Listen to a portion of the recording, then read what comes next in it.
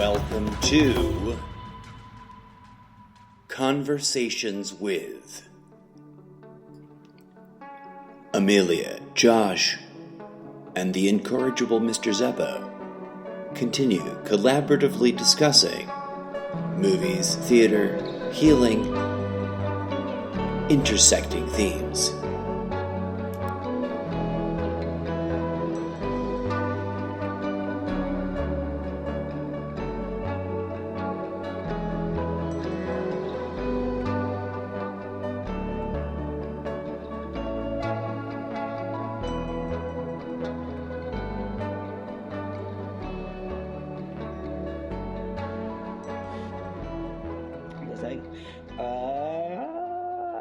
So the contrasting like city life and this artist life, like she's trying to be normal and she's stressed out about production. Like she's in the middle of producing a show. Like she's come back, the spiritual experience is backstory. Like it already happened before the curtain rises. And so like we're really grounded in this very like New York show about making theater. And we're like apartment, theater space, apartment, theater space. And then like, as she's making this show, she's trying to honor some of these like stories that she heard and like mythologies that she picked up, and like work it into some fun, kind of quirky. Like, remember *Romancing the Stone*? I love that shitty ass movie. It's like a shitty version of Indiana Jones, but it's great. If you've never seen it, watch it.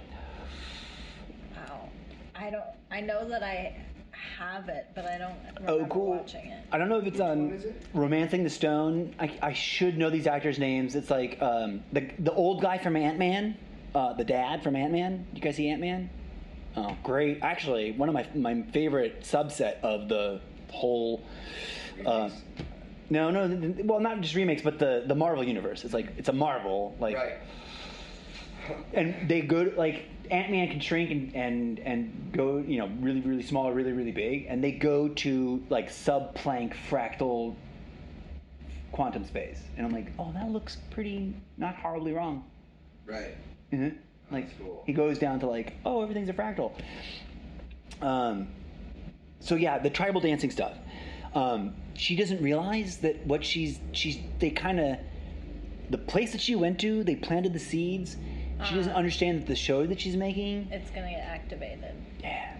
It's not like she's going to make a thing happen. And she doesn't know that. And and of course it's like ominous. So the whole thing is a mindfuck that it feels like it's dark magic. It feels scary and blah, blah, blah. But it's like healing. Yeah, that's cool. Thanks, man. Yeah. I feel like healing is dark and scary. It is. Yeah. Because you can't do light work without shadow work. Of course, yeah. It's like trying to have up without down. Yes. And I think a lot of people... Ooh, yeah, you're gonna like my bit. I got a bit. Tell me. No, you have to wait for the... it's for tonight's workshop. Yeah. Oh, I thought you meant it was in your show. Okay, cool. No. Oh, cool. I'll wait for that bit. When I talk about this mudra, you'll know it. Cool. All right. Okay, for listeners listening along, tonight, which we will not be broadcasting live, is the second workshop of Amelia Luna's Energy Flow Dance Meditation Workshop. Yeah. I always worry that I get the order of the words wrong, so then sometimes I try to make it a funny bit, but I don't know if it works. I feel like it'll work either way, anyway. I've only done it amongst you guys or for the podcast. Because I just let you do you're the lady, the boss lady of the operation. I'm just there to like hold your stuff and sit in the corner and meditate while you guys do energy flow and push, play. Yeah. And pause. If you need me to pause. No pause. No pausing. If anything, I need you to skip, like, go to the next song. And you can keep it simple. You can just be like, keep it one word cues if it's that simple. Like next. You can just look at me and say next, and I'll be like, I don't even want to say words. Okay, yeah. I'm just going to be like, okay, yeah. Or you can just mouth. You might see me go like up, like volume, turn the volume up, right. Or like turn the volume down. Cool. Okay. If you do both the pointy bits, that's that's perfect. If you just go, you don't even have to mouth it. Okay. Cool. Good. I'm glad we're doing this. So for those who don't know, the reason we are now collaborators is because she's developing an active meditation protocol, methodology. How would you call it? I would say a modality. A modality. That's your preferred word? I like that word. And so later tonight, we're going to be recording her introduction to the workshop. So that'll drop after, theoretically, if I get my shit done right, that'll drop after this drops, whenever they drop. So stay tuned for that shit. And if I did it backwards, just go, scroll down. Why don't you share a little more about the workshop for a hot second for this episode here? Okay. You don't have to give away too much. Right. So... In part because it'll fit right into both shows, by the way. Yeah. So this workshop, which I want to start calling it a play shop because it's more playful and about play than it is about work. I like that. So this energy flow play shop is basically my way of communicating how energy flow came to be. It's telling the stories of how it was cultivated, because I don't think that it's like this new thing. I don't think that by any means I created it. I think that I just remembered it.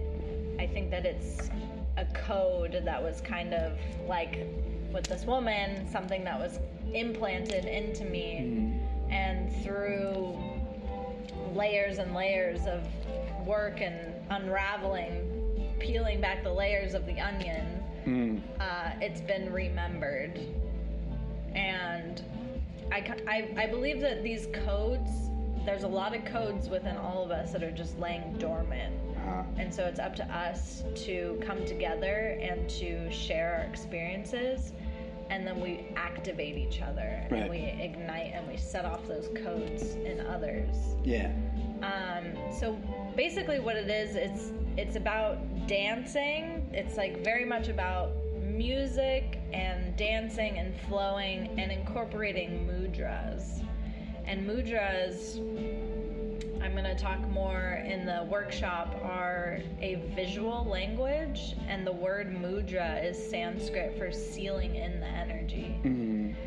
And Can I interrupt and interject a couple thoughts? Yeah. That's really synergized on all the levels that we're talking about here? There's a guy whose stuff keeps getting pulled from YouTube and it keeps cropping back up. His name is Stan Tenen. I've been told that he might be, a plant, a psyop, but I've also done my own limited amount of double checking on what he claims, and it makes sense to me. But in short, one ingredient of the three big ingredients in his theory about sacred text is that the oldest written languages, if you look at the geometry of the way the letters are shaped, they imply mathematically sacred geometric shapes. And they also suggest anthropomorphically sign language. And no, I don't know that anthropologists have a very defined theory on this or not, independent of this guy's work, but he suggests from his research, and he's very explicit about his researches, and that he's not a professional, he's just like a dude, right? And he suggests that those ancient languages originated in a very long period of time, evolutionarily speaking, that we spoke in phonetic units that weren't quite whole words yet, but like a light language. Like a light language, yeah. And that inherently included a hand gesture sign language.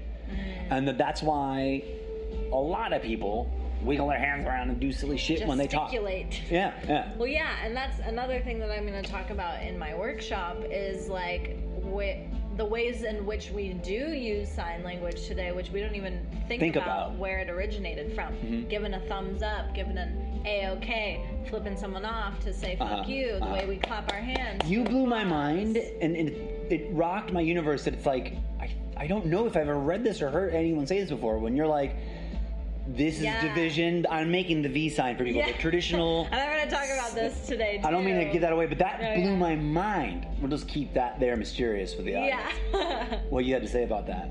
Yeah. And mind you, I'm a peace-loving, grooviness kind of guy, and I had to completely change. You know, I had to update my behavior based on information that made sense, and that I went like, oh yeah, I went and read stuff. I'm like, oh duh, yeah, it says right there. Yeah, the best, I think, and when I talk about it today, I'm gonna, you know, it's funny that in American Sign Language, this is the letter for you. Mm-hmm. And if you think about what sign language is, it's a visual language. Yeah. Same as mudras. Yeah. It's a visual language. Yeah. So Here's many many lines things. like crossing. I want to finish the thought about Stanton because here's this other trippy thing, right? He conjectured all that based on scripture. He's like he's an old school Bible code guy. Okay. That got like marginalized, and he's like, no, that different Bible code, dude. And you know, other people's books about Bible code got more, you know, bigger bestsellery. But this guy breaks it down like he takes the Hebrew texts and he's like shows you. And he did an analysis of Hebrew letters and the mathematics of one sentence from the Bible that I cannot remember right now for the life of me the reference. And long story short, he did mathematical analysis on this, right? That he talks about at length. And he generated fractal geometry from it. He generated fractal geometry that fits in the hand. And from the math that he extrapolated from analyzing the letters and analyzing this one line, I think it might literally be the first line of Genesis. He says he started because he would look at the pages of the Bible in Hebrew, and he would visually, he calls himself a visual pattern recognizer. It's like, if that's an autistic thing on the autism spectrum, because everyone's on the spectrum, right? There is no spectrum. Everything is a spectrum. He's got that weird facility where his brain just goes bum, bum, bum, bum, bum, bum, bum. That's where he says why he got intrigued and weirded out. So then he started doing weird mathematical, like statistical analysis on the Hebrew letters of the first line of the Bible. And in short, a toroidal shape was mathematically graphed. A toroidal shape that anybody who's like vaguely familiar with chakra stuff will energy, the toroid of the energy flowing around the human body. And planet Earth. He dissected the shape to try to extrapolate its base, like figure, out of like the mathematics of this toroid, and he got a weird like slice of the pie thing. And he made a model of it. Like he didn't have 3D printers, and I assume he got some sort of like, you know, metal guy and hammered it into shape. But it literally sits in your hand. It perfectly sits in the human hand. And it looks like this. Can you imagine I'm holding up my thumb and my finger in a shape where both my thumb and my first finger are pointing up perpendicular to each other. The broadest part of the ribbon that he sliced out goes down the thumb in a kind of very straight line and hits the web of the thumb, straightens out, and then curves up with the tip of the first finger pointing up to the sky. But it wraps itself around because it's the center of the toroid, right? It isn't a sphere, it's a donut. It's a tornado shape. Right. With all the things that we don't see in tornadoes going full circle. But it's one ribbon sliced out of it using sacred geometrically derived math, and it sits perfectly inside the hand like that. He then did a weird shape analysis of it. You look for symmetries, and so you draw an imaginary axis along the shape, and you rotate it around that axis, and you look for symmetries and asymmetries that might be meaningful. Every letter in the Hebrew alphabet is contained in that ribbon that sits in the hand. So that's where he gets his thing. Like, we used to say things, And he started just tinkering with shapes that you could make with your hand, and based on the shapes of the letters and the words that they mean, because every letter means a word in Hebrew. Like the letter A also means a word that starts with the letter A, right? And so every letter literally is a cipher because it contains multiple layers of data. In English, and this, tag the theory of generational dumbing down over time, but English is one of the weirdest, most simplest languages, and that's opens the door for diversity of thought and expression through nuance, which is great and wonderful. But the usage of the word itself is flattened because we only associate the one level of data to it. Of a letter means this, a sound, which we make words out of. But in Hebrew, there's multiple things. There's the letter, the word it represents, the name it has, and a couple other weird, quirky things that I don't quite remember. And they all made sense when he made the shapes with his hands. So he would mimic, he'd find a shape oh, that makes sense. And look, I can see the letter if I, in my left hand, and it's opposite in my right. It's a mind fuck of a whole thesis. And then the part I can't remember at all is what he breaks the first line of Genesis down into. He says, that's a code. That's not the sentence we're supposed to read. And he goes, I did this thing. I'm starting to remember. The more I talk about it, the more I remember. He's like, the Bible was originally written on woven baskets. Ask 100 Christians, 0 of them will be like one of them might go, I've heard that before. I don't know if I agree. But he's like, no, that's a historical fact. Just people don't get told this. The earliest versions of Hebrew was, and their writing media was woven mats and often baskets. And the Bible was you look at the Torah, what are they? Scrolls. That's like the paper, child of that. But he's like, the thing we're underestimating is the mathematics of how the weave is. Because if you unravel the basket and line up each strand of it, the letters line up in different ways and mean new words.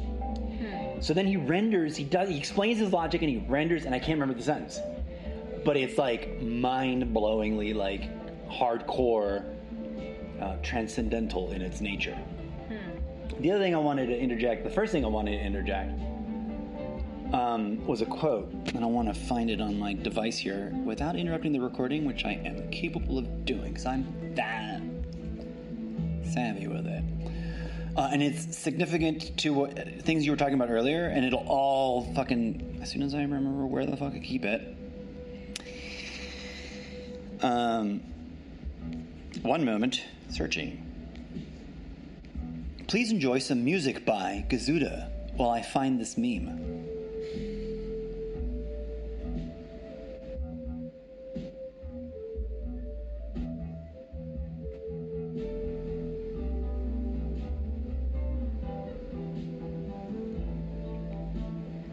I have too many memes. I'm just looking through the ones I've made. Where the hell are you? And then they play hide and seek with me, I swear. When I really want to post one. Yeah, that happens. That used to happen before the internet was a supercomputer on your phone.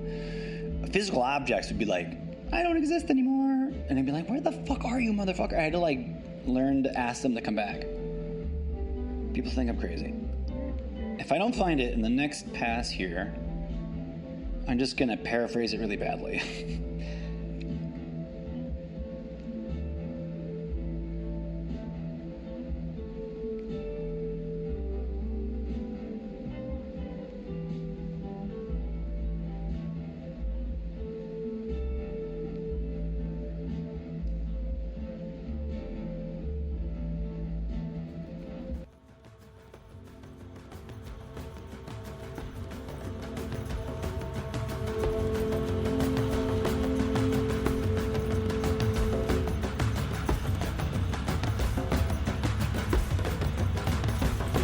Part 3 of this conversation coming right up.